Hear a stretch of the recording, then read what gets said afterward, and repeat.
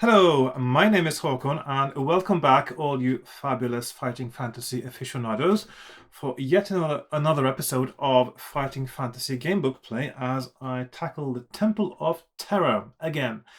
The last few times, if you watched my very short videos when I started playing this, I kept going down the same path, thinking maybe that was a good way to go, but it turns out that whatever you do, your chances of getting past an aerial battle between a pterodon and an eagle that you're riding is quite slim. So today I'm going to try the other path. I did have a theory when I played it the first time that maybe having a bow and arrow or a magic arrow would work, but it doesn't. So there you go. I'm going to start over again, and this time I'm going to go by boat. So without too much further ado, let's get started. Temple of Terror for the third time.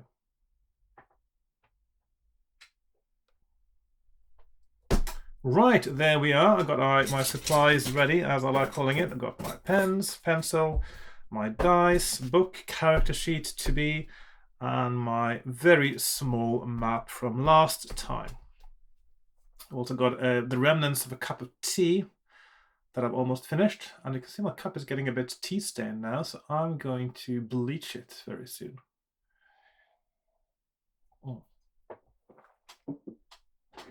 Right, let's get started. So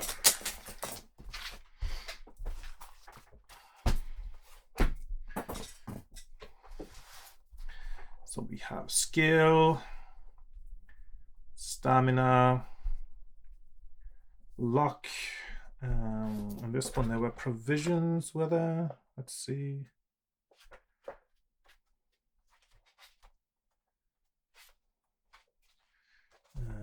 Provisions. No potions in this one. Right, let's just do the abilities. So skill. Ooh. 12, stamina, 21, and luck 10. I think I'm keeping that.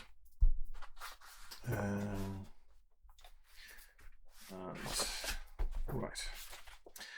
So let's get started. Maybe I should just do, I've done the intro a few times now. I'm sure that if you're watching this, you would have watched at least one of my previous videos on it. The story so far is that you are an adventurer. You are in Stonebridge, the dwarven city, at the northern end of a Darkwood Forest. And Yaztromo comes huffing and puffing into town saying that somebody needs to volunteer to stop an evil sorcerer known as Moldbordus from going to the Desert of Skulls down south to retrieve 5 dragon artifacts that can be transformed into actual real dragons. He is in cahoots with the Dark Elves, who then are going to use these dragons together with a big army they've amassed to basically take over the world and destroy good for all time. The usual story. So somebody has to save the world. He's asking for volunteers, and you're the only one who volunteers. You're sitting there, you're just resting from a previous adventure. Yastroma says, "Ooh, haven't I seen you before?" Which you probably has. And then he's taking you to his tower so you can prepare for the mission by giving you some spells. Now, the thing is, he doesn't have time to train you fully, so you only get a small number of spells to use. So let's just get started now on so you get to paragraph, first you're in paragraph 1 and then go to paragraph 34, which is where you select your spell. So just skip straight to there because the introduction isn't that interesting otherwise. It's basically just what I've told you now. So spells. So I need to learn 4 spells. Now So, and these spells can be used over and over again, but they use stamina, which is an interesting mechanic, I think. And also, you don't have a potion here, so you only have your provisions to increase your stamina again. And the spells are Open Door, Creature Sleep, Magic Arrow, Language, Read Symbols, Light, Fire, Jump, Detect Trap, or Create Water. I've chosen before to take Create Water. I'll do that again now, because I'm going to a desert and I don't want to be dying of thirst. And this one is free to use, actually. You can create water as many times as you like. I've also before chosen to learn Read Symbols. I'll still go with that one. And now for each of these spells, there's a paragraph you can go to where it tells you how it works and how much it costs to use. And Read Symbols costs 1 stamina point to use. Yeah. And it can allow me to read any runes or magical symbols, etc. I also want to do Fire, which costs 1 to 2 depending on the size of the fire. And finally, one more. And I'm not sure about the Magic Arrow, but it sounds like a useful spell to have. Then again, there might be some other ones that are more useful, but I still don't know because I haven't played long enough yet in this one. Detect Trap sounds like a useful one, actually, because a trap can potentially kill you outright. So I'm going to go with Detect Trap this time, and let's see, it uses 2 stamina points. Let's see, so it says, Nostromo explains that his Detect Trap spell will forewarn you of any dangerous trap which might be laid before you, although you will still have to overcome the problem using your own initiative. It tells you the incantation necessary to cast the spell and says that each time you use it, you will drain 2 stamina points of energy. After noting down the spell and the stamina cost, etc., return to 34. So now I've got my 4 spells, and I'm ready to go. So let's get started. I'll just swap my view over here so I can see what I'm doing. Now you may notice it seems like it's evening now, but it's actually in the middle of the day. And I'm trying something new today because I have had a problem in several of my videos before that the light from the outside is changing so much while I'm making the video that the lighting and also the white balance is just all over the place on my videos. Today I've tried to cover my window properly to block out all the light, so it's like it's after dark now, and I'll see if that makes it easier to get a stable picture. But also, of course, light placement inside the room is becoming more essential, and also because it is dark, it's not super bright. The exposure gets a bit slower as well on the cameras, and they get a little bit more sort of jagged sometimes, the movements. But I'll just deal with that as I get to it. I think getting a consistent exposure and white balance is going to be so much easier now. So I finish selecting my spells and I go to 180. And I'll take a sip of water as well.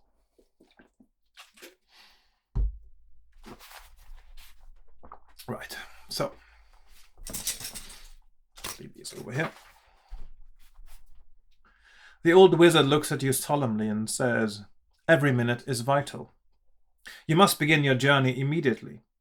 Without doubt, Mulbordus will learn of your mission to thwart him and may send an assassin or 2 after you.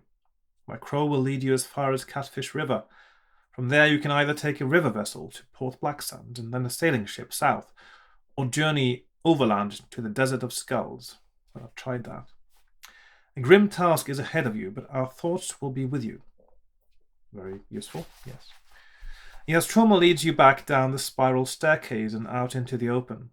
Suddenly he gives a shrill whistle. A large crow immediately swoops down from the top of the tower and settles on his shoulder.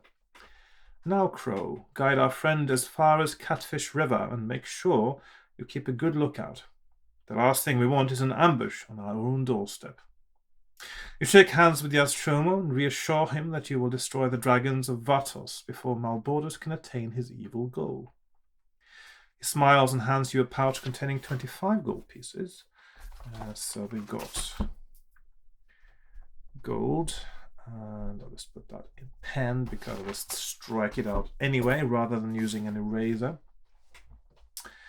He then commands his crow to fly south. The crow squawks and flies off. You hurry after it, turning just once to wave goodbye to old Yastromo. Walking through the tall grasses, a shiver runs down your spine at the thought of Malbordus' assassins coming after you. You travel steadily south, only deviating twice to circumvent danger spotted by the crow. 3 hours later, you arrive at the banks of Catfish River, at a point where it is spanned by a rope bridge. An old barge is moored to a jetty beneath the bridge. And you see several rough-looking characters unloading sacks. If you wish to cross the bridge, turn to 23. If you wish to buy a passage on the barge to Port Blacksand, turn to 213. So, last time, or the last few times, I've tried crossing the bridge and then going overland, and then you get the inkling that Malbordus is ahead of you. Yastromo sends an eagle to carry you faster to the south, and that's when the eagle gets into battle with a pterodactyl and almost inevitably loses because it is a tough battle. When the eagle is at a huge disadvantage, you can't do anything apart from fire one single arrow, which doesn't make as big a difference as it should really to turn the battle in your favor. So, today I'm going to go with a barge. Hopefully that is a safer way to get down south. After watching the crow fly back towards the Astromo's tower, you follow the path to the jetty and walk confidently up to the first crewman you come to. You ask to talk to the captain. He eyes you suspiciously and after a long pause says, "Follow me." He leads you onto the barge and knocks hesitantly on one of the cabin doors. A gruff voice shouts, "Enter!" The crewman opens the door and gestures at you to enter the cabin. You stride into the cabin and see a stocky man dressed in clothes that have seen better times. He asks you your business and you tell him that you wish to buy a passage to Port Blacksand. Anybody who would pay to get to the city of thieves must be either desperate or insane, he says, laughing. It will cost you 5 gold pieces. If you wish to pay the captain his asking price, turn to 67. If you wish to haggle, turn to 146. I'm not going to haggle, I'm just going to go with it. So there we are.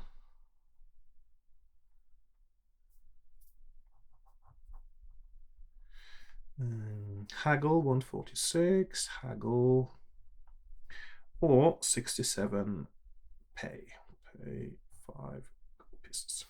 So I'm going to pay and go to 67. The captain smiles as you hand him the gold and tells you that he hopes you will enjoy the river journey. You shake hands and walk out of the cabin. Turn to 102. And now I've got 20 gold left.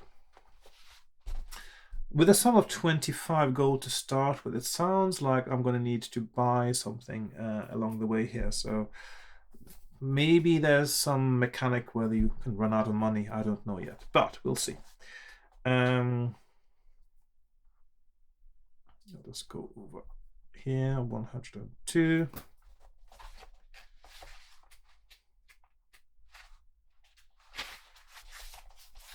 The barge is neither very large nor designed for paying passengers, but you find a coil of thick rope on which to lie. After your long walk, you are soon sound asleep, and do not wake until one of the crew taps you on the shoulder to say that Port Blacksand is in sight. You stand up and watch the sinister-looking city grow larger as you approach. 10 minutes later, you pass under a great arch to enter the city walls.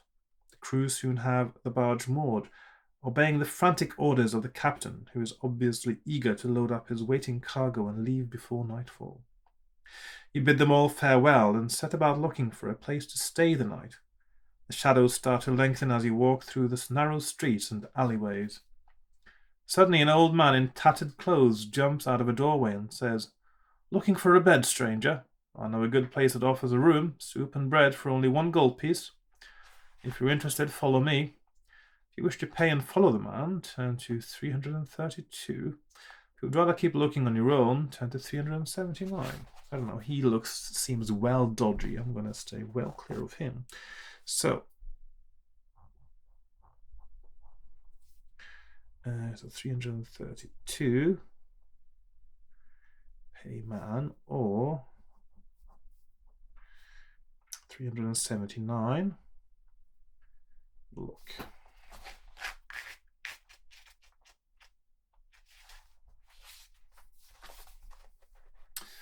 Looking up, you see a road sign indicating that you are in Clog Street.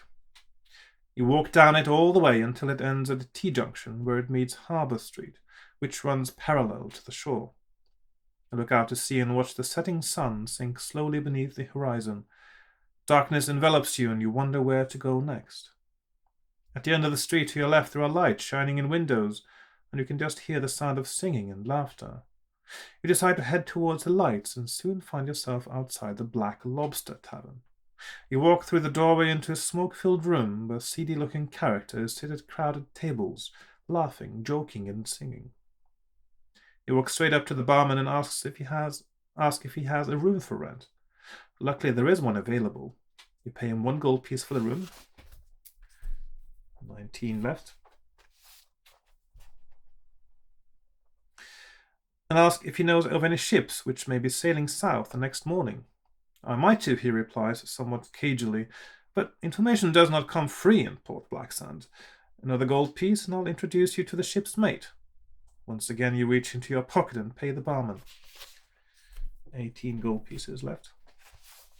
I think basically is you have to try to get out of Port Blacksand without being broke. I think that's probably the aim of this part of the book. Once again, you reach into your pocket and pay the barman. He leads you over to one of the booths along the far wall of the tavern and points out a man with a silk scarf tied over his bald head, and an ugly scar running down from his left ear to the middle of his chin. That's so stereotypical, isn't it? The scars. Gargo is his name, says the barman. You sit down next to Gargo, introducing yourself, and ask if you can buy a passage south. 10 gold pieces, and you'll have to work for your food, comes the curt reply. Gargo does not look like a man to bargain with, so you agree to his price and pay. So now I've got 8 gold left. We set sail 1 hour after sunrise. The name of the ship is Belladonna, and you'll find her at the end of the jetty leading down from the tavern. I'll see you in the morning. I'm going back to the ship now, says Gargo. You decide not to get involved with any of the tavern's characters, but to retire to your room. You stand up and walk towards the stairs, but the larger man carrying 3 flasks of ale bumps into you, spilling the drinks on the floor. If you wish to offer to buy him more ale, turn to 124. If you'd rather tell him not to be so clumsy, turn to 203. So, excuse me. So this paragraph is minus 12 gold. And then I've got 2 options. Tell him not to be so clumsy. Don't be clumsy. Or offer to buy more ale. So that is 124. Buy ale. I'm going to offer to buy more ale. I don't want to cause any trouble now.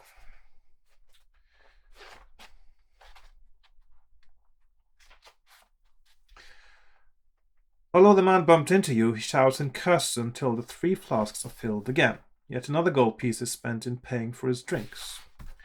So 7 gold pieces left. Minus 1 GP. And you begin to wonder how long your money will last. Lose 1 luck point. That's quite a harsh way to lose a luck point, I think, but oh well. You finally manage to leave the bustling bar and lock yourself inside your room. You wake at dawn after a restless night, scratching madly at inflamed bites from the bedbugs in your straw mattress. Wasting no more time in the Black Lobster, you make your way down the jetty to the Belladonna, which you notice is flying the skull and crossbones, the flag of a pirate ship. Walking cautiously up the gangplank, you step aboard the ship. Turn to 238. Okay.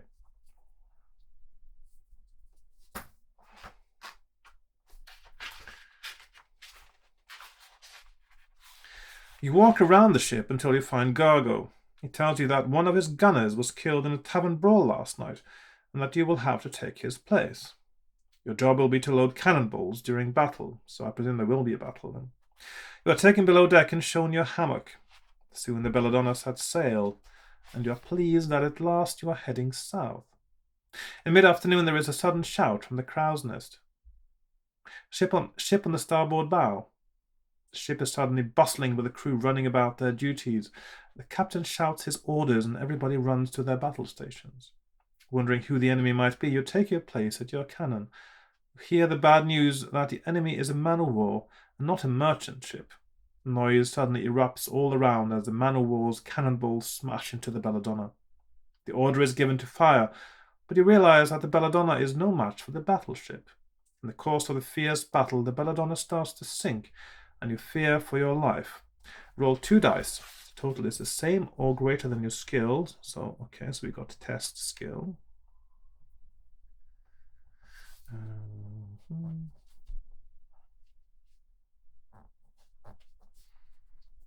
That is 187, fail.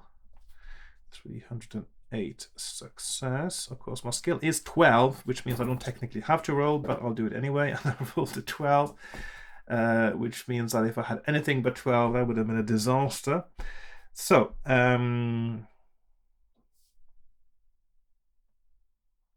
actually, this one is same or greater, which means that was actually a fail.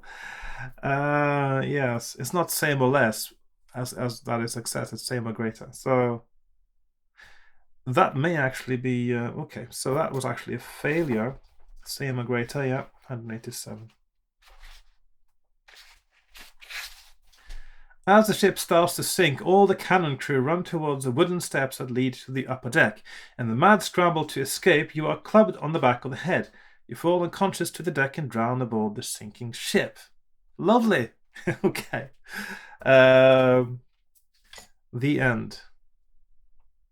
Okay, so I'm going to do a save game thing now. I'm going to say that I'm going to roll that again, and I rolled a 7, which means I'm successful, and I'm going to keep going. I will have sort of done exactly the same from the beginning to this point, so there's no point doing that all over again. And then be no battles, anything like that. So it's all just choices rather than random events. So I'm going to get back to the same point, and I will have been successful with my skill roll. So let's see what happens. As the ship starts to sink, all the cannon crew run towards the wooden steps that lead to the upper deck. You are one of the first to reach the steps and manage to get on deck just as the ship goes underwater. If you wish to grab a piece of the masthead and drift away from the man-o'-war, turn to 293. If you wish to swim towards the man-o'-war, turn to 230. Okay, so that's a bit of an interesting choice, I guess. Swim towards the man-o'-war. Well, the thing is, if I grab something and drift away, swimming sounds risky. I mean, I might be killed on sight anyway. Let's see. My options are as follows. I'll just do them like this. 293 or 230. So that is swim or drift, I suppose. Which sounds a lot safer, actually. I'm going to drift. I'm going to grab a piece of the masthead and drift away from the man-o'-war. So I'm going to 293. The scene of the battle gradually fades from view as you drift away, clinging to the masthead. You drift for 2 days and become very weak. Roll 2 dice and deduct the total from your stamina.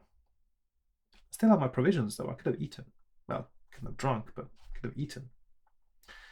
So stamina minus 2d6. So I'll lose 4 stamina points. So I'm down to 17 stamina. And I can create water. So there's no reason why I can create water for free. And I've got provisions. Why am I becoming weak after 2 days of drifting? Yeah, that's a continuity error there. It's not taking into account all the possibilities. If you're still alive, turn to 272. Okay, so we have 272. On the third day, you finally sight land, and the current carries you towards the shore. Fortunately, you are washed up on a sandy beach, but you realize that you have drifted a long way south. It is hot and your mouth is parched. All you can see is sand, and the desert landscape stretches as far as the horizon. Test your luck. Right, so... Again, he doesn't seem to have taken into account that you have a spell called Create Water. You could have used it all the time if you wanted. There's no reason why you should be parched at this point if you have that spell. So, anyway, test luck and 78 lucky or 352 lucky. Okay, my luck is 9. I roll a 6. I'm down to 8. And I go to 78.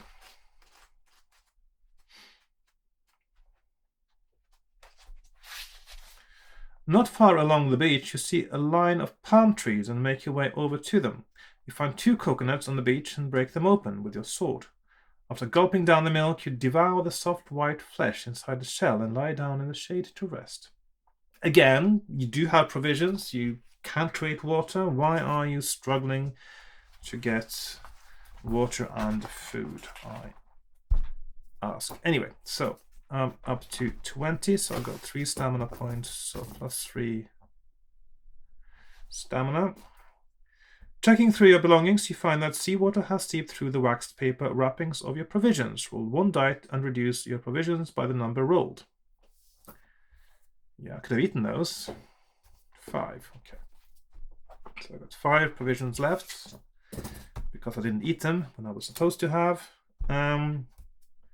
If the number rolled is 3 or greater, lose 1 luck point as well. Okay, so down to 7.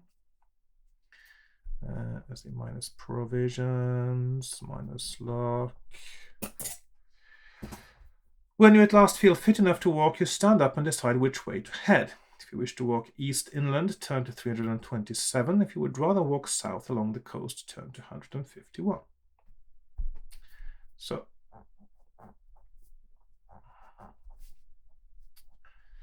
after that illogical little bit there, I'm going to have the choice between coast and inland, 327. I'm going to walk inland, so 327. I've had enough of seawater for a while. As you walk steadily east, you are suddenly aware of a buzzing sound overhead. You look up and see 3 giant wasp-like insects hovering above your head. Suddenly, one of the 3 needle flies dives down at you. If you wish to cast a magic arrow spell, turn to 118. If you wish to fight the giant insects with your sword, turn to 28. So we have 2 options.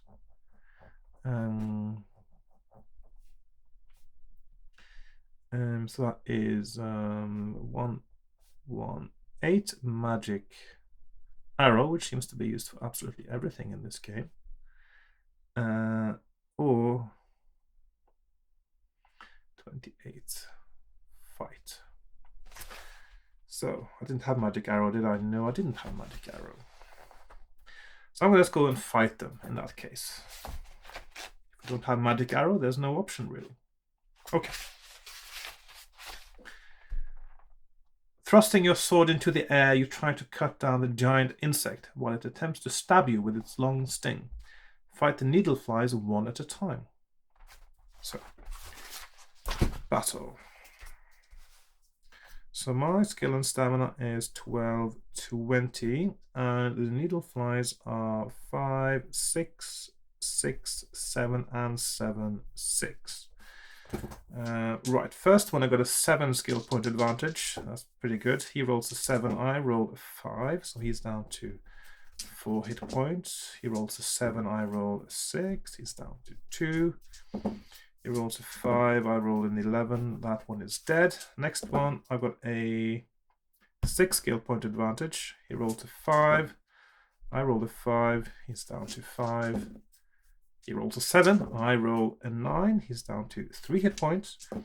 He rolls a 6, I roll a 6, he's down to 1. And finally, he rolls a 4, and I roll a 9, and so that one too is dead. Next one, I've got a 5 skill point advantage. He rolls 12. I roll a 4, which finally is a hit on me. He rolls a 10. I roll an 8. He's down to 4 hit points. He rolls a 7. I roll a 9. He's down to 2. And at last, he rolls a 10. And I roll an 8. So that fly too is dead. Okay. So 28, and that is 5, 6, 6, 7, 7, 6. And I go to 168. I presume with a magic arrow, maybe you would have shot down one of them or something like that.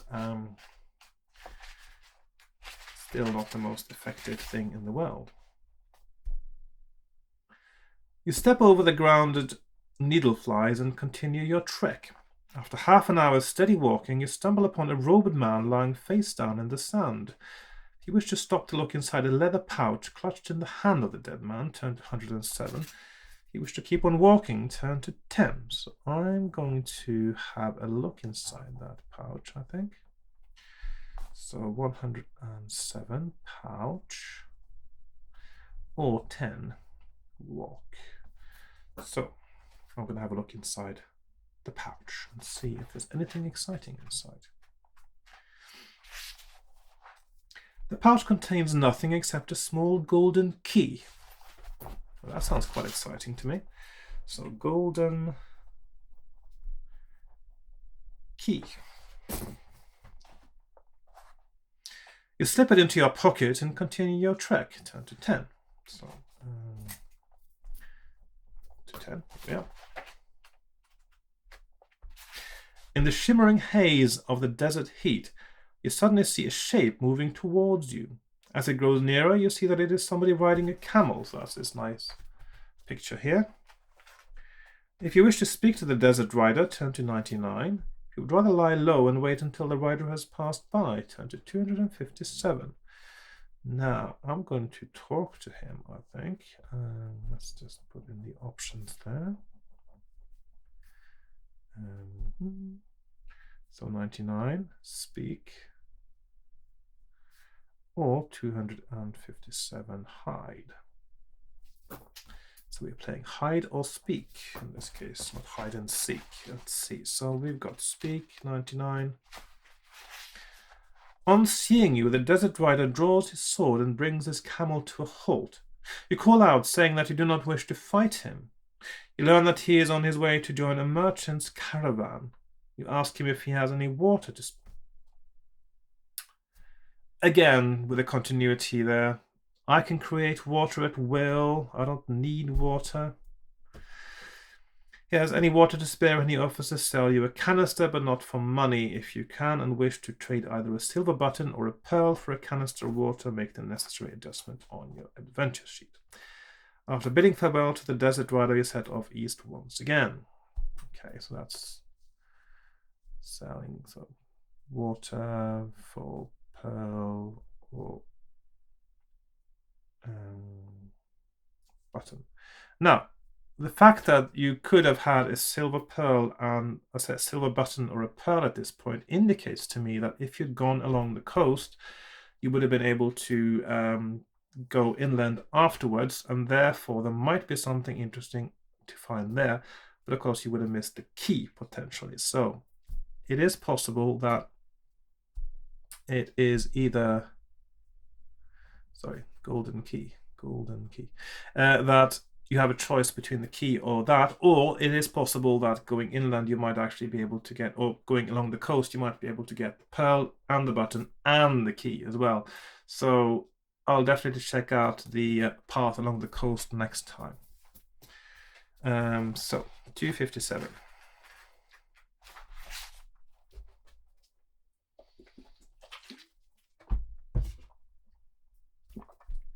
Quite unexpectedly, the wind starts to blow and the sky grows dark. The wind becomes a howling gale and whisks up the sand, making it almost impossible to see. You are stranded in the middle of a sandstorm. Well, stranded isn't really the word, isn't it? But I would say you're caught up in one, certainly. There's 2 stamina points, which is now 16, and test your luck. So 257, stamina -2, test luck.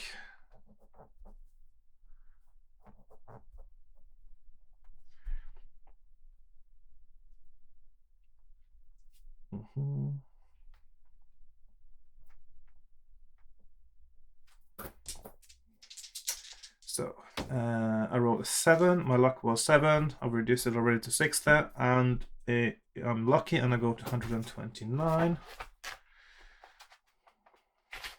Could have done with a potion of fortune in this one.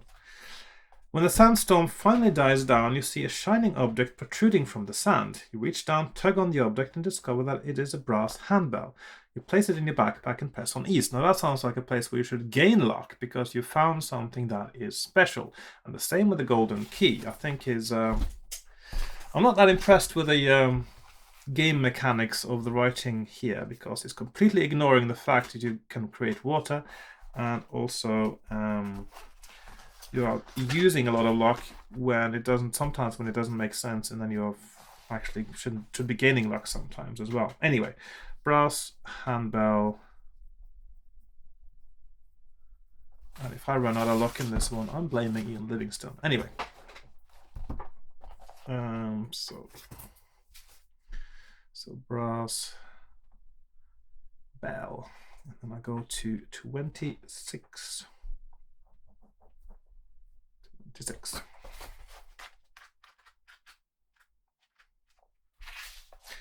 As the day draws on, your thirst becomes almost unbearable. Oh, come on.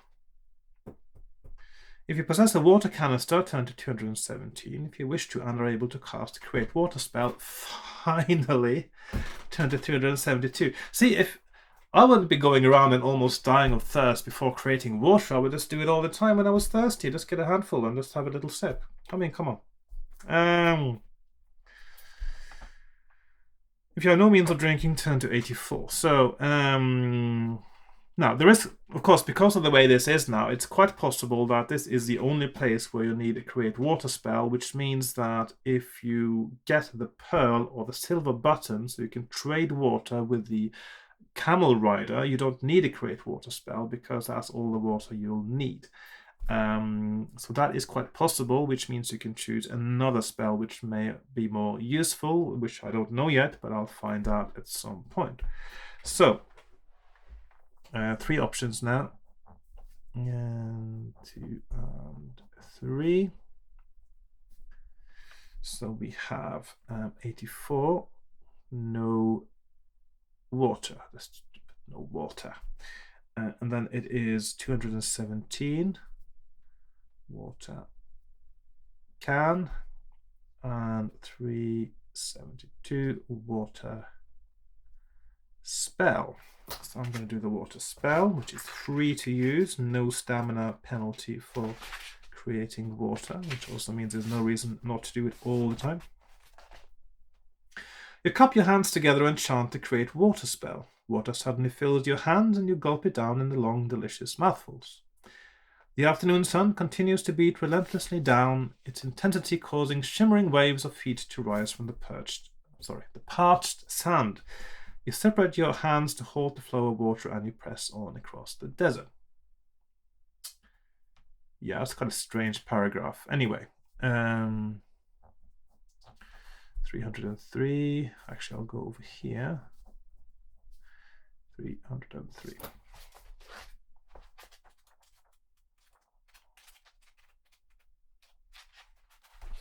Half an hour later, you see a low brown tent, which you recognize as a type used by desert nomads. A horse is tethered to one of the tent pegs. If you wish to make contact with a nomad, turn to 196. If you would rather head south to avoid the nomad, turn to 389. Right. A single nomad on his own. Nomads don't travel alone, they travel in groups. Anyway. So we have contact nomad. So 196 nomad or 389 avoid. Okay. I'm gonna check out the nomad.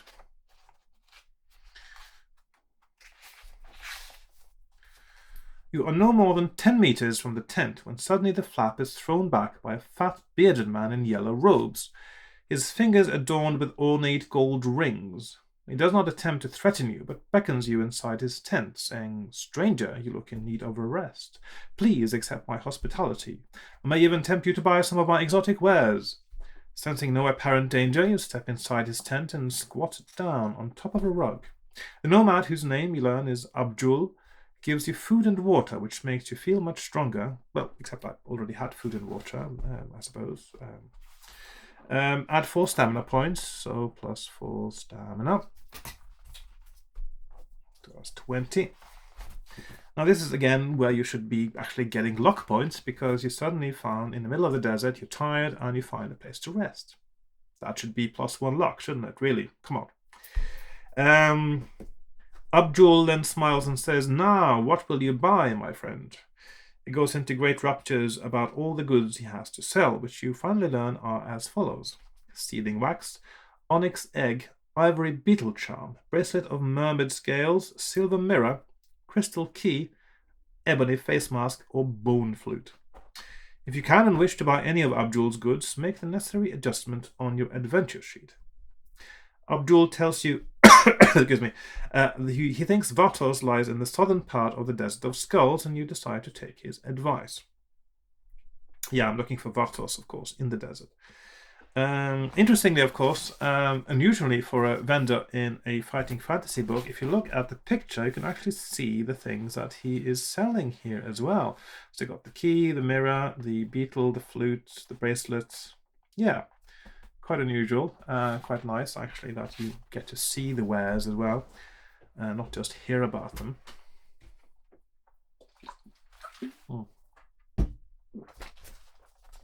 So how much do I have? I've got 7 gold pieces left.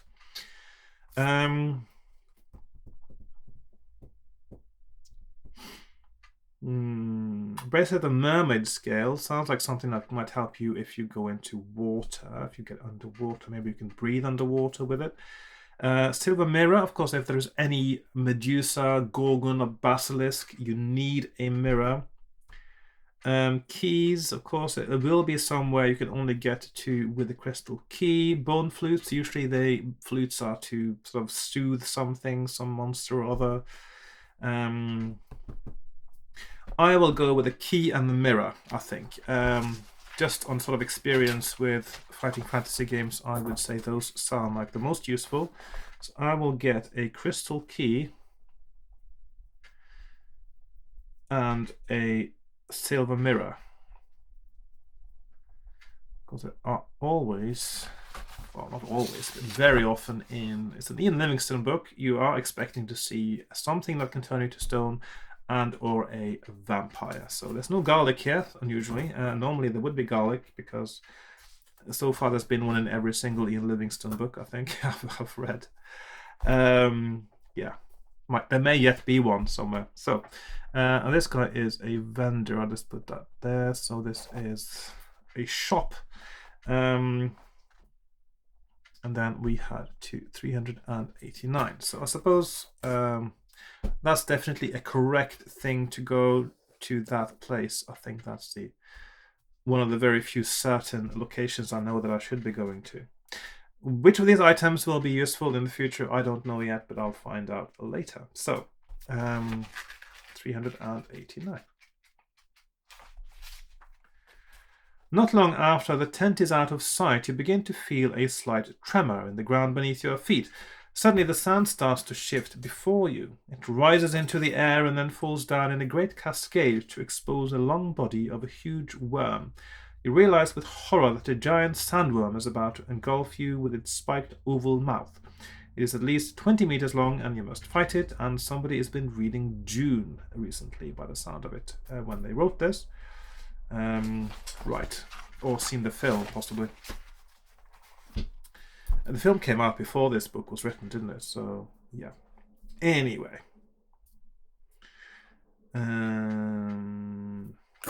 So, giant sandworm. I've got 12-20 now. And the sandworm has 10-20. That's quite a strong opponent. And there's no spells or anything you can use, seemingly. I've got a 2 skill point advantage, and it's going to be a long battle, so let's get started. 8 versus 5, he hits me. 6 versus 7, I hit the worm. 9, 7, draw. 8, 9, 7, 6. He's down to 14. 6, 7, he's down to 12. 8, 4, I'm down to 16. 6, 12, he's down to 10. 4, 6, he's down to 8. 7, 4, I'm down to 14. 9, 5, I'm down to 12. 5, 4. He's down to 6. 7, 4. I'm down to 10. I need to eat something soon. 5, 7. He's down to 4. 8, 7. He's down to 2. And finally, perhaps he rolls an 8 and I roll a 5. So I'm down to 8 hit points. He rolls a 10. I roll an 11 and he is dead. There we are. Right. If you win, turn to 18.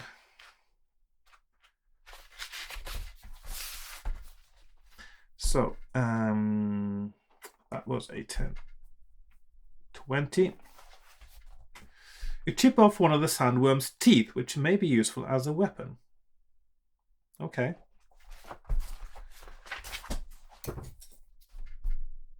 So we got sandworm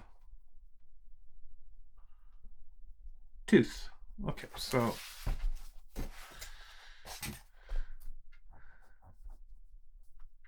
18, so that's a sandworm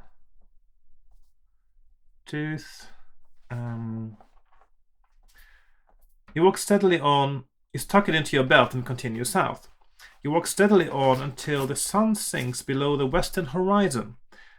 Under the cloudless sky, the desert quickly becomes very cold. If you're able to cast a fire spell, turn to 177. If you have not learnt this spell, turn to 395. I do have the fire spell, so that's good, I suppose.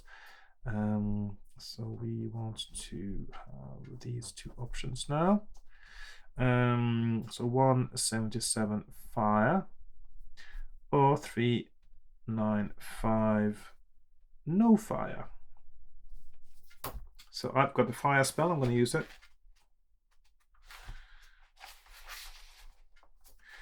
You say the words of the fire spell and create a fire large enough to keep you warm through the night. Lose 1 stamina point for casting the spell. In the early morning light, you continue your desert trek. Shouldn't you get some stamina points for resting? Again, it's a bit sort of somehow a little bit inconsistent, a little bit in ignorance of some of the things that already are established in the game.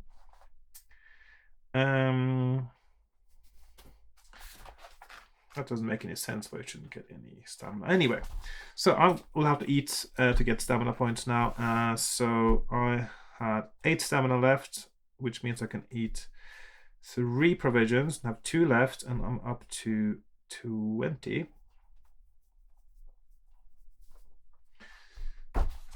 Okay. Oh, 19, because I used 1 stamina for the fire spell, of course, as well. Okay, so fire, and then we go to -1 stamina, of course, and 72. The desert quickly heats up, and you are soon toiling under the white sun. Not far to the west, you see what looks like a cluster of trees with large birds circling above them. Probably not trees then. Probably bones or something. If you wish to walk over to the trees, turn to 142. If you prefer to keep walking south, turn to 39. I don't think those are trees. So...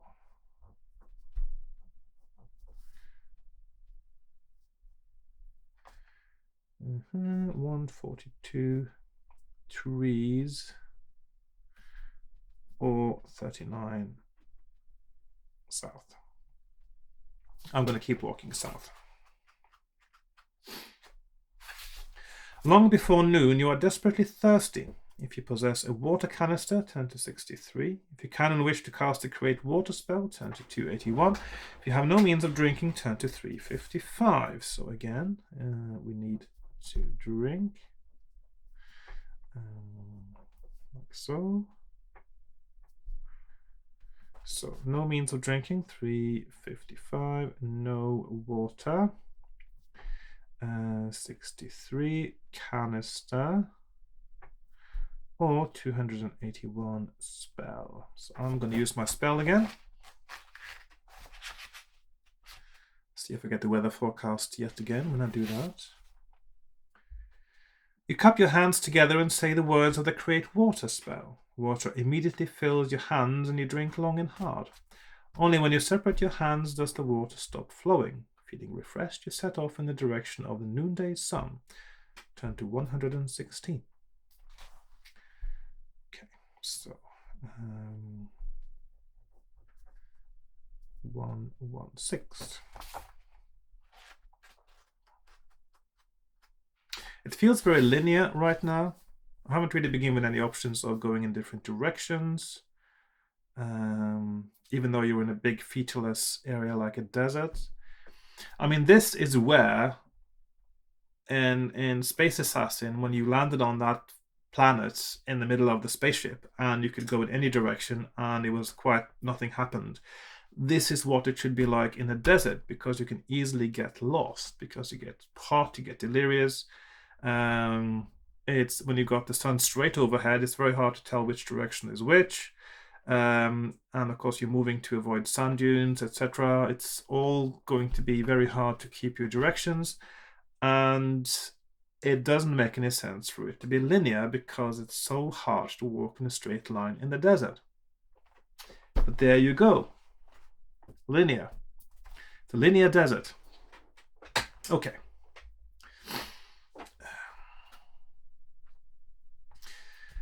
Where are we? Yes, 116. The sun's relentless heat beats down on you, but there is nowhere on the desolate landscape to offer you shade. If you're wearing a headscarf, turn to 289. I don't have a headscarf, as far as I know. There was somebody in... yes. So maybe I should have had a fight in the Black Lobster to get a headscarf. Interesting. Okay. Okay. Headscarf. But of course you can improvise something. You've got a backpack, for crying out loud. You can do something. Do something creative with what you've got. I mean, take off your underpants and wear them on your head. I mean, that is actually better than wearing nothing. So.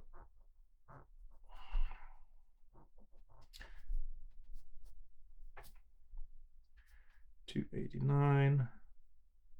Yes. $275. No.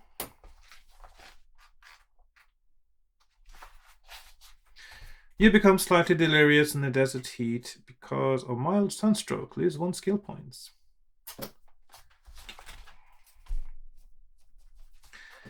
Nevertheless, you press steadily on south, turn to 164. 164. And also, I'm guessing that Ian Livingstone is going to forget to give you that skill point back when you get somewhere that isn't hot. There you go. It's not like you stay delirious. Staring into the shimmering haze, you see a high stone wall less than half a kilometer away. Various stone towers and roofs inside the wall protrude above it. As you get closer, you see that wind-blown sand is drifted high against the wall and that no trail or track leads to the entrance gate, which is partly blocked with sand. Vatos, a voice inside you shouts. If you wish to try to open the wooden side door next to the entrance gate, turn to 382.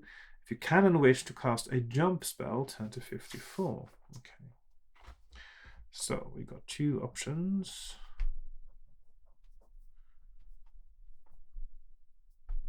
54, jump, or 382 door. I'm gonna go with the door. Obviously, I can't jump.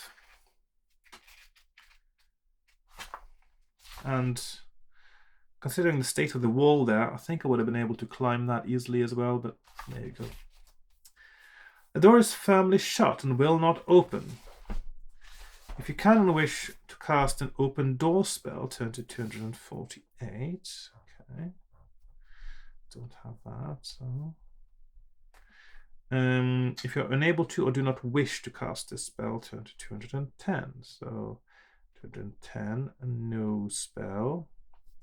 Or 248, open door spell. So I don't have that spell, so I'm going to go to 210. There is no alternative but to try to force the door open with your sword. Could have climbed. As you begin to hack at the lock, you become aware of a hissing sound coming from the other side of the door, which would have been there even if you opened it, I suppose. Suddenly the door is pulled open and you are confronted by a strange, it could have just knocked, I guess, by a strange snake-like creature with a humanoid upper torso, which is protected by armor. I presume this is this one here now, or something like that. A serpent guard is a vicious killer, and you are forced to draw your sword in an attempt to survive. Right. He's got a skill of 10 and a stamina of 10, so I've got 11, 19, and he's got 10, 10. I've got one skill point advantage, and he rolls an 8. I roll a 5. 17. He rolls an 8. I roll a 6. I'm down to 15. He rolls an 11. I roll a 5. I'm down to 13. He rolls a 9. I roll a 7. I'm down to 11. He rolls a 2. I roll a 7. He's down to 8. He rolls an 8. I rolled an 8. He's down to 6. He rolls an 8. I roll a 9. He's down to 4 hit points. He rolls a 6. I roll a 6. He's down to 2. And finally, perhaps, he rolls a 6 and I roll a 5. That's a draw. He rolls a 5. I roll a 6 and he is dead. But I only got 11 stamina left, which isn't much. And I win and I go to 42. The meaning of life, the universe, and everything. To kill a serpent guard, apparently. Stepping through the doorway over the body of the serpent guard, you find yourself in the middle of a deserted square.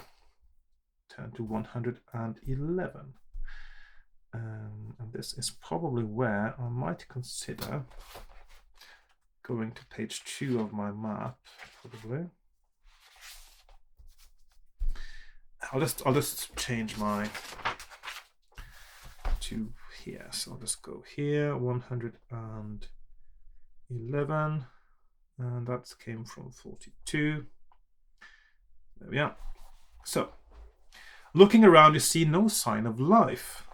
On the opposite side of the square, there is a large stone archway. It seems a good place as any to start your search for the dragon artifacts. You walk through the arch to a stone stairway which descends to a torchlit corridor below. As you walk warily down the stone steps, you wonder where mold borders might be. At the bottom of the steps, you see an iron casket. If you wish to open the casket, turn to 287. If you'd rather walk south along the corridor, turn to 140. So we've got 140 corridor and 287 casket. I'm going to check out the casket. You prise open the chest and find a polished iron helmet inside. If you wish to place the helmet on your head, turn to 97. If you would rather leave it and walk south along the corridor, turn to 140. So we've got 97, helmet. I'm going to check out the helmet. So I'm going to put it on my head. I'm going to take my risk. The helmet has been made by a skillful ironsmith. It will afford you greater protection at 1 skill point. Also, it will keep my head cool, won't it? Skill +1. So, helmet +1. So, helmet +1. Okay. So that means it's now 12. But the thing is, of course, I lost a point of skill, not to lack of armor or weapons or anything, but to sunstroke. And once I cool down now, I'm sure I'm not going to get that skill point back. Shame on you, Ian Livingston. Anyway. Intent on finding the first dragon artifact, you walk south along the corridor. Turn to 140. Linear. Okay. As you walk down the corridor, you suddenly feel a light tap on your shoulder. You spin around and see a horrifying creature with ragged clothes on its thin body. Its hollow eyes and mouth are filled with thick slime, which makes its voice gurgle as it whispers the word death in your ear. The messenger of death then disappears, but somehow you know what has happened. The messenger of death is a sadistic killer who plays games with its victims. Staying ahead of you, it will place each letter of the word death in various locations. Should you come across and read all the letters of the word, the messenger of death will reappear to revel in the sight of your life draining away. Mulbordus' assassin has given you a search for artifacts and unwanted twist. That is indeed a strange twist. Turn to 330.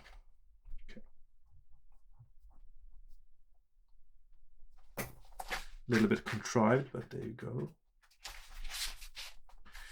At least it's original, I guess. The corridor ends at a T-junction. Pattern drapes hang down from ceiling to floor on the far wall. Will you pull back the drapes, turn left along the corridor, or turn right along the corridor? So we've got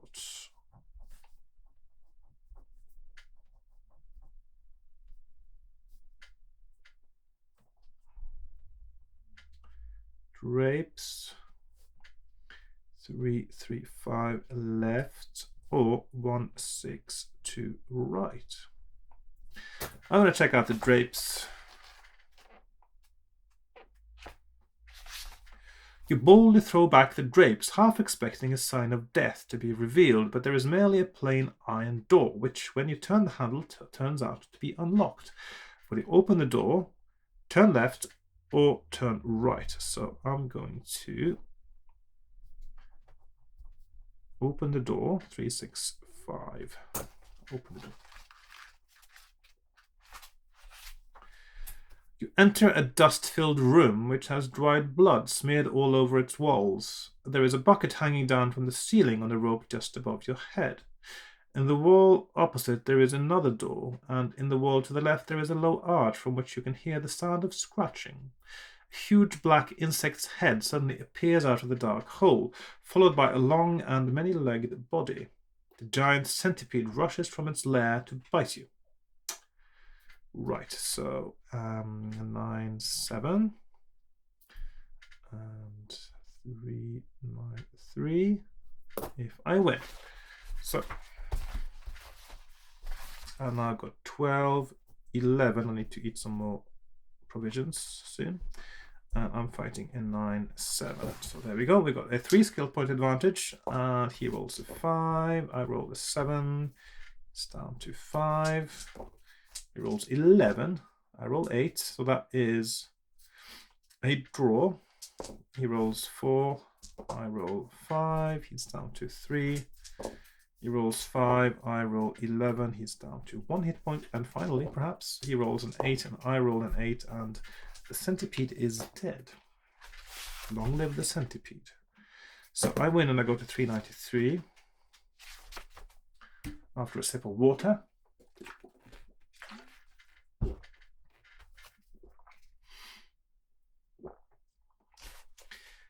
If you wish to cut down the bucket from the ceiling, turn to 60. If you'd rather open the iron door in the far wall, turn to 21. As if those are... What about checking out the lair? I mean... Anyway. So we've got 60 buckets or 21 door. I want to check out the bucket. If I cut it down, at least I can kick it, I guess, if nothing else. The bucket clatters to the stone floor when the rope is cut, spilling its contents, old bones, all around the room. Gathering them all together, you discover that one of them has been carved into the shape of a dragon. This is one of the artifacts you have been seeking. Okay, so that means that this is something you should be doing. And we go to 21. So, dragon, artifact, bone. So that's a bone dragon, I guess. Right, so dragon. Right, 21.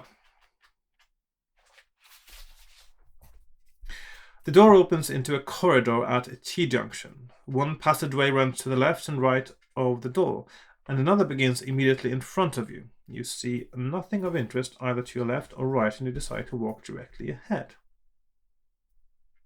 But it's a passageway. You go down it and see if you find something interesting. You don't look down and, I can't see anything now. Anyway, linear, yeah, okay. Has to be linear. So 46.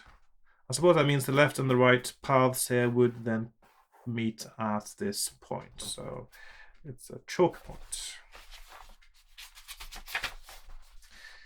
After walking for some 50 meters, your progress is halted by a deep pit which spans the width of the corridor.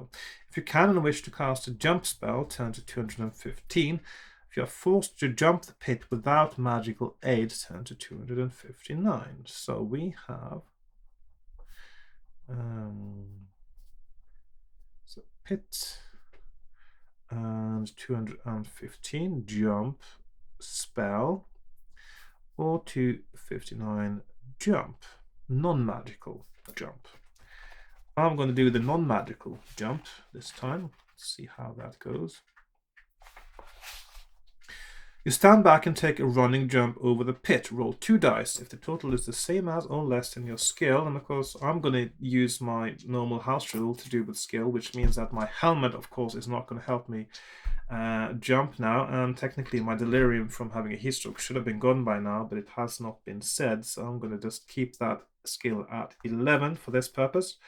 So I'm going to play by the rules a little bit until I find out that they don't make any sense completely, and then I'm going to break them in the way that makes the most sense and the most logical way. So this is not a holy book that cannot be changed ever. Right, so skill. So I rolled 2, which is a perfect jump even. So it was almost magical, I guess, in a way. So we have test skill. I'm going to go up there. 144 success. 122 fail. Now, by the way, skill tests almost always are rolling the same or less than your skill. And on the few occasions that I've seen in fighting fantasy books that it says that the same or greater is a failure, I think that's most cases that is a typo or editorial mistake. So in the previous occasion where I had to test my stamina, my skill, and it said that the failure was same or greater, I think that should have been because it's standardized. If you're given a penalty, it actually should say that you subtract or add to the roll. So I think that was a typo actually earlier with the skill test where I had where I failed actually. So I'm going to put a little mark on that as a potential typo, because by writing it that way, it's being inconsistent with the rules, and I think that's a mistake. Anyway, it's a minor mistake, but it's a mistake nevertheless. So, success, 144.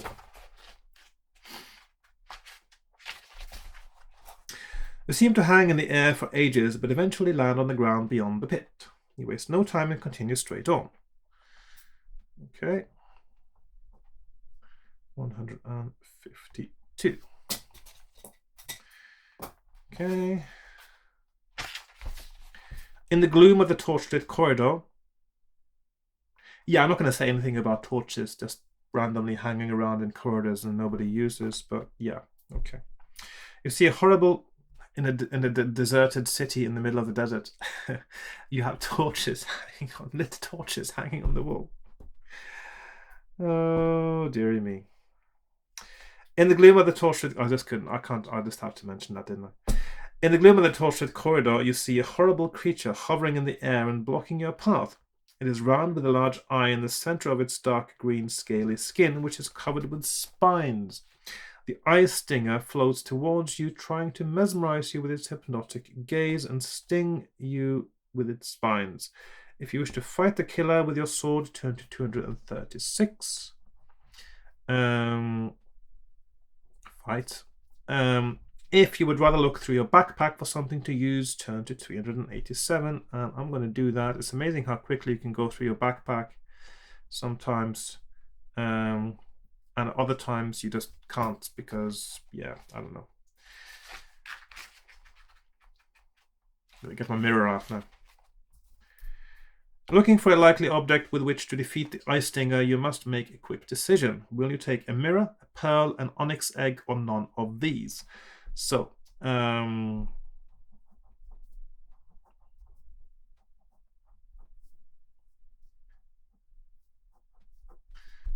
going to go with a mirror, of course. Mirror. 319 pearl. 361 onyx egg, or 200 none. So, mirror. There we go. The reflection of its own gaze does not affect the eye stinger when it bears down on you. Okay, that's not a good idea then. I was hoping it would have an effect on itself, like the gorgons and things. You drop the mirror on the floor and hear it shatter as you hurry to draw your sword. Lose 1 luck point.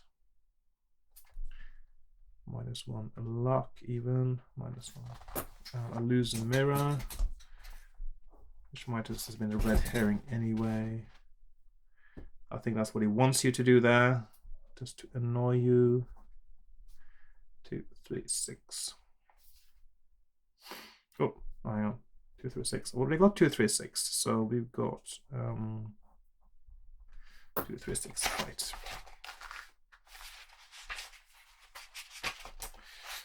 Trying desperately to avoid the eye stinger's gaze, you cut blindly through the air with your sword. Test your luck. Test the luck. If you are lucky, turn to 182. Lucky. If you're unlucky, turn to 299. Unlucky. And my luck is now at 6. I rolled an 8, so I am unlucky. And my luck goes down to 5.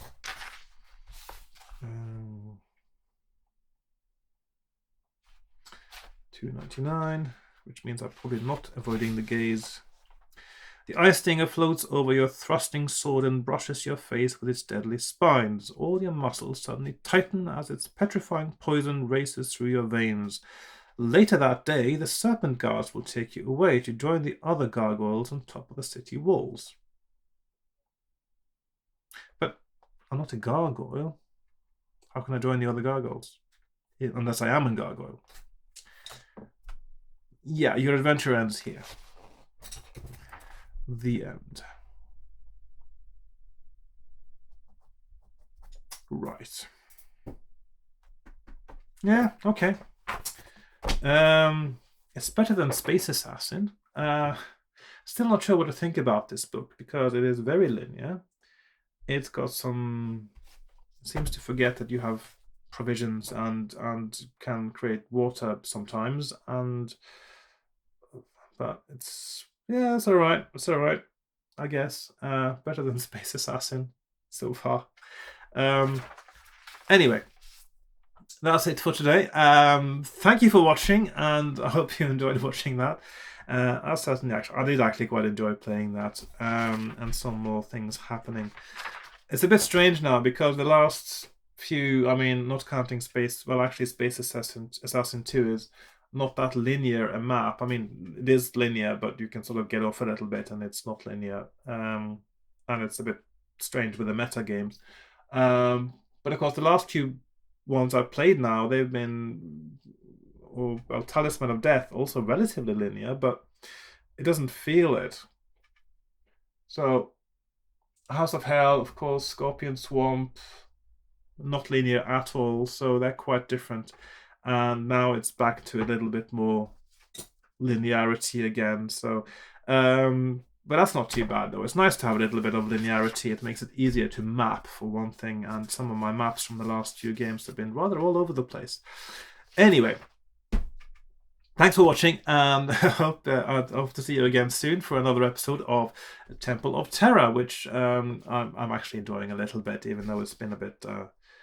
I don't know. I'm still a bit somehow with, and also it seems like you really need a high skill as well for this one, and a high stamina and a high luck, because you're losing luck all over the place and you're not gaining any. So yeah. Anyway, thanks for watching, and goodbye for now. Bye bye.